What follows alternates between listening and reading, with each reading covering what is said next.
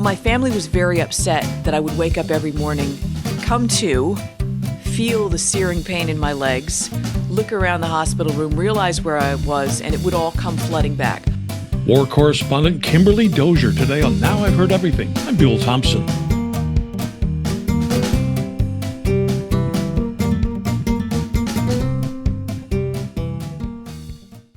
CBS TV correspondent Kimberly Dozier was never under any illusions that covering the war in Iraq was going to be a walk in the park. But before her experience in Iraq was over, doctors were telling her she may never walk again. It was May 29, 2006. It was Memorial Day here in the U.S. In Baghdad, Kimberly Dozier, her cameraman, her sound technician were with a U.S. Army patrol in a residential neighborhood when a nearby remotely detonated car bomb exploded. Dozier's crew was killed, along with an Army captain and an Iraqi translator. Dozier herself was gravely injured. After being transported first to Germany, then to the U.S., Dozier underwent more than 24 major surgeries over the next 2 months. Doctors repaired serious head wounds, some severe burns, and 2 badly broken legs. That's when they told her she may never walk again. But 2 years later, in 2008, Kimberly Dozier ran the Marine Corps Marathon in Washington. 2008 was also the year she wrote a memoir of her experience, a book called Breathing the Fire. I met with her at CBS News headquarters in Washington to talk about the book. We talked almost 2 years to the day after her injuries. In just a moment, our conversation. Longtime national radio personality Bill Thompson has an incredible library of interviews. Here's one from his collection of over 10,000. Enjoy. So here now from 2008, Kimberly Dozier. Believe me, for the terror of writing a book, first of all, and then writing a book that is so personal. And I liken it to bleeding on paper. I was talking about every moment of pain, both at the bomb scene, but more importantly, all the months throughout the hospital stays, both in Baghdad. Well, I was unconscious for Baghdad, but Landstuhl Regional Medical Center in Germany, and then Bethesda Naval Hospital, and then Kernan Rehabilitation Hospital, and surgery after surgery after surgery. To put all that in print and to try to capture the pain and then put it all out there and say, this is what it felt like to be dependent on your nurses, your family, to do every little thing for you, and how frustrating it was. That's pretty personal. In some cases, pretty embarrassing. Because I talked a lot about I put it in the book, I took it out, I put it back in. The whole idea of dealing with combat stress and grief. Now, I had what are called appropriate levels of grief, but what made me very angry afterwards was were people's preconceptions. Oh, you've been through something awful, you must have post-traumatic stress disorder. You ask people, well, can you tell me what PTSD is? They don't know. Now, PTSD is a collection of complex symptoms. I know because my psychologist in the hospital walked me through it, because he said, you don't have it, but here is what it is, so you can watch for any warning signs. But you're on the road to recovery because you've talked your head off about this incident. You've done what I can't get most of the guys here to do. But it is a collection of not just nightmares and the proverbial flashbacks, but also it's generally accompanied by substance abuse, wild swings of emotion, usually anger, sometimes physical violence. It's a collection of 8 to 10 different symptoms that add up to post-traumatic stress disorder. If you have 1 or 2 of those, hypervigilance maybe, that is a symptom of combat stress. Here's the problem. Because a lot of the troops, diplomats, friends of mine who come back from Iraq or Afghanistan, because they fear getting saddled with the label PTSD, they won't talk about the couple of symptoms that they've got. What does that do? That makes those symptoms generally worse, and then it can actually put you on the road to developing PTSD. So it's one of the reasons that I decided, okay, this is embarrassing. This is almost humiliating, but I'm going to tell people what it was like to go through this stuff, to talk about it, and to get beyond it. Now, is all of that why you also resisted the antidepressants that they almost insisted you take? Yeah. There are two schools of thought on how to deal with grief. Many of the neuropsychiatrists, a whole delegation got sent to me saying, okay, you have a head wound, plus you have injuries. They wanted me to use antidepressants as a crutch, essentially. Not a permanent tool, but as something. My family was very upset that I would wake up every morning in floods of tears. I would wake up, come to, feel the searing pain in my legs, look around the hospital room, realize where I was, and it would all come flooding back. So naturally, I would cry my eyes out. And my family wanted this to stop. All along, when I remembered the bombing in Landstuhl and all of my devices around me, the heart monitor, the brain monitor, everything went off beeping and going crazy like klaxons. My family went to the surgeons and said, make her stop. Somehow make her stop telling the story.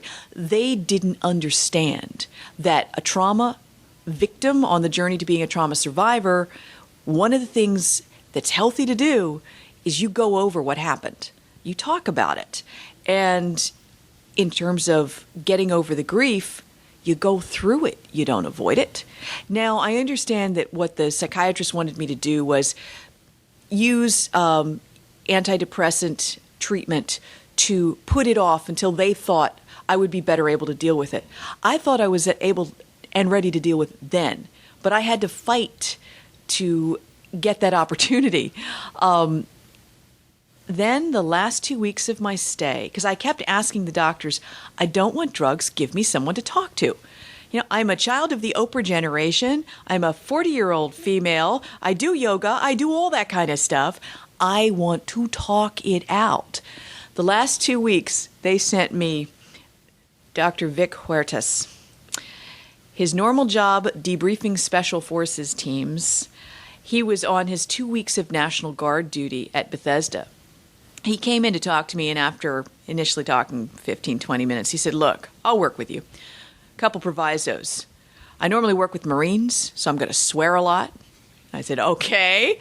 And he said, you are both a woman and a journalist.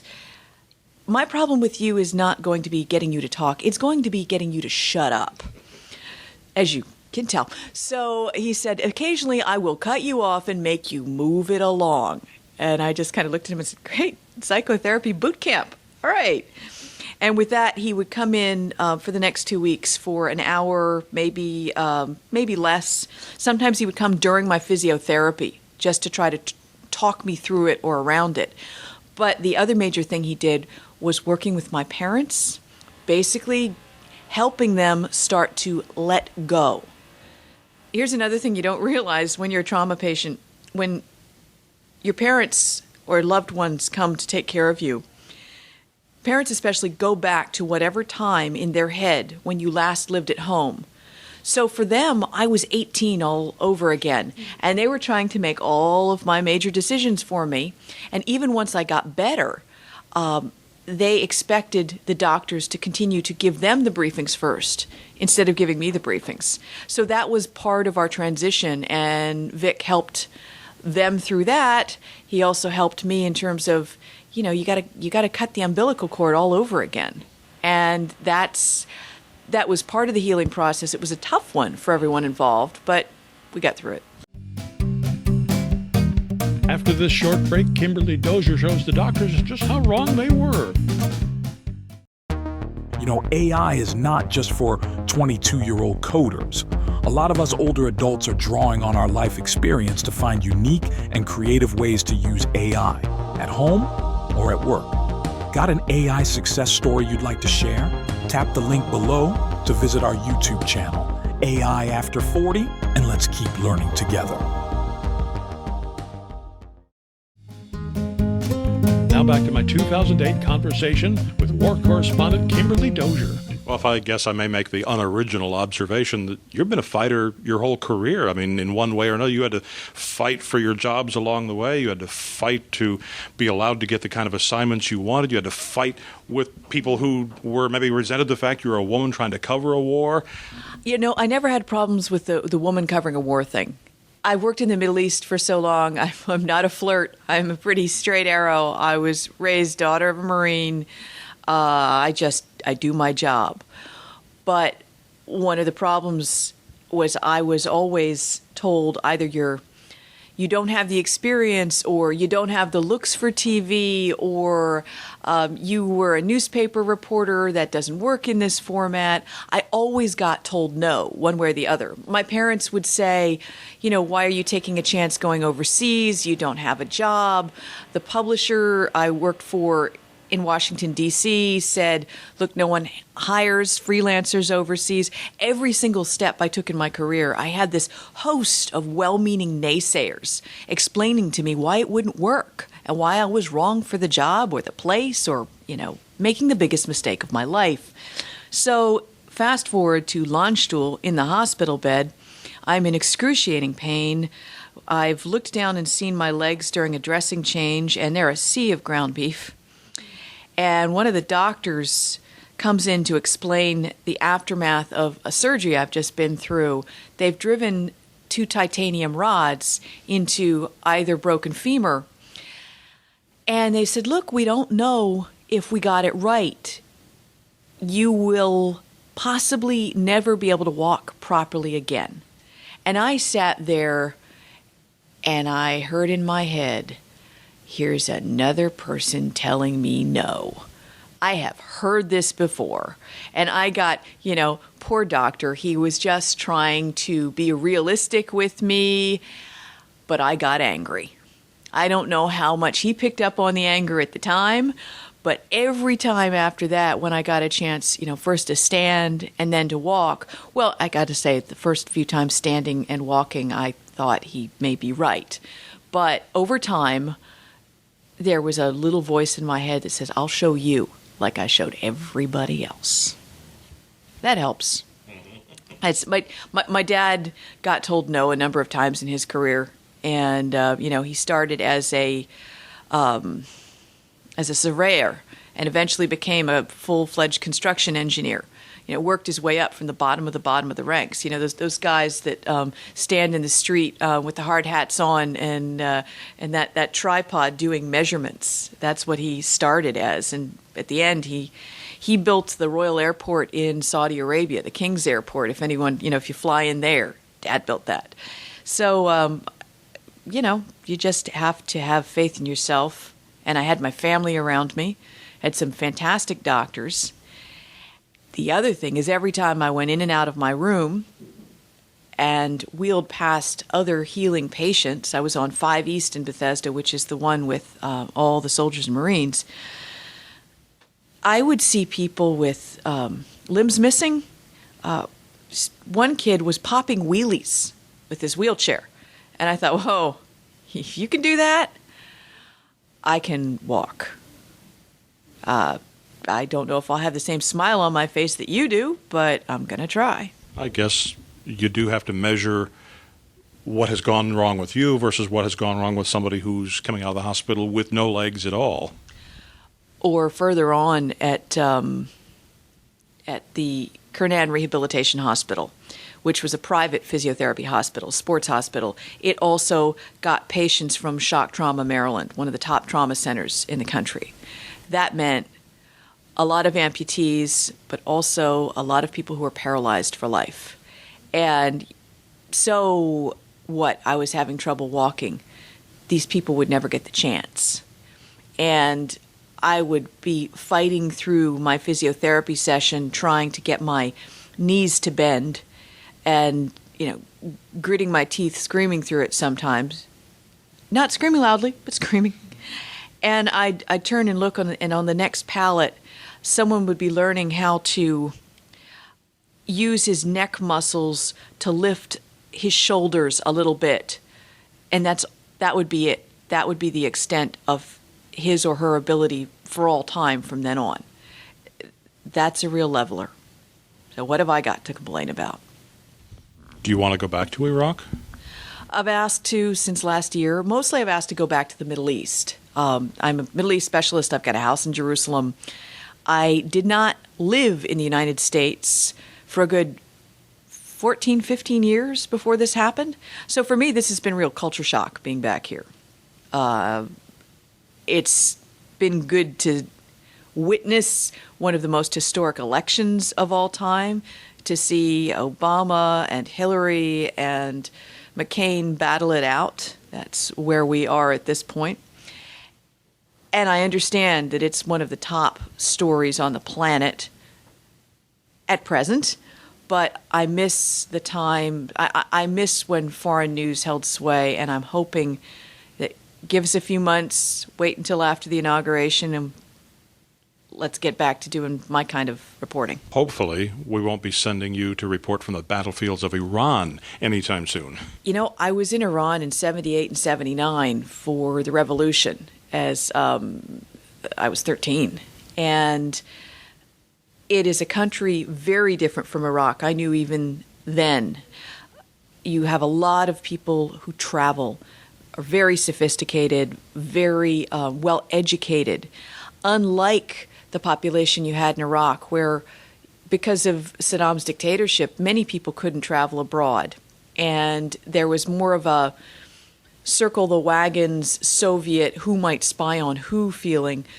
Iran is eons beyond that, and we underestimate them at our peril. One of the things I'd love to do is get back to report from a place like Iran so I can educate people here about what they're thinking there, so that we can choose for ourselves the next policy or judge for ourselves the administration's next policy. For journalism students out there, I often have them ask me, how did you get that job as a network TV correspondent? And people think that you sort of sprung full-fledged with the fancy haircut and the good makeup and the nice lighting. It was a real struggle, and if I didn't have faith in myself, I never would have gotten any of the jobs I ended up getting. So for people out there who want to know how it's done, I'd say, turn to Chapter 18, take notes, and then don't take no for an answer. Kimberly Dozier is 59 now. Today, she works as a contributor to CNN.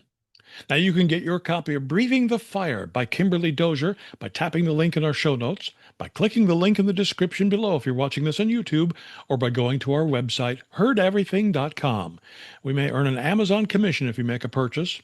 Heardeverything.com is where you can also find my 1994 conversation with famed CNN war correspondent Peter Arnett. I had the privilege of going into the battlefields and reporting on what I saw. I didn't have to listen to a commanding officer talk about actions. I was seeing it. And my 2009 conversation with a Marine suffering from PTSD, Jeremiah Workman. Marines being so macho and manly don't want to talk about it, and there is a stigma when it comes to talking about post-traumatic stress disorder. And of course, we post new episodes of Now I've Heard Everything every Monday, Wednesday, and Friday, and you can find us wherever you listen to podcasts. And thank you so much for listening. Next time on Now I've Heard Everything, an amazing interview with one of the great artists of the 20th century in America, my 2002 conversation with the iconic Peter Max. The biggest discipline I have when I'm painting is not to have any idea of what I'm going to paint till about the last 10-15% of the painting. So it starts off very, very abstract, and I invent my images. That's next time on Now I've Heard Everything. I'm Bill Thompson.